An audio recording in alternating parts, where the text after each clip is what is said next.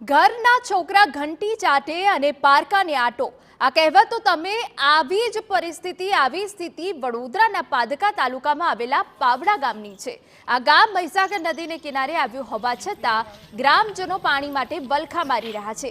ગામમાં 255 પરિવારોના 1200 લોકો વસવાટ કરે છે અને ગામમાં બનેલી નવી પાણીની ટાંકીમાંથી પાણી આવવાની છેલ્લા 8 વર્ષથી રાહ જોઈ રહ્યા છે કે આ ટાંકીનું પાણી ક્યારે આવે અને અમને પાણીની સમસ્યાથી છુટકારો મળે, પણ તંત્રની બેદરકારીથી ગ્રામજનોને મુશ્કેલી વેઠવાનો વારો આવ્યો।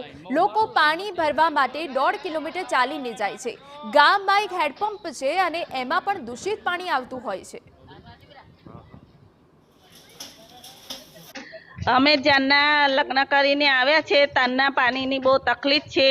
અમે નદી વિસ્તાર કાંઠે રહીએ છીએ તોય ખૂબ જ પાણીની અમારા ગામમાં તકલીફ છે। અમારી બહેનો બધી જ પાણી ભરવા માટે અહીંયા આવે છે તો પણ અમને બહુ અગવડ પડે છે। ચોમાસામાં પણ અમને અગવડ પડે છે પાણીની, અને ટાંકો કેટલા સમયથી ટાંકો બનાવેલો છે તો પણ એનો ઉપયોગ કરતા નથી।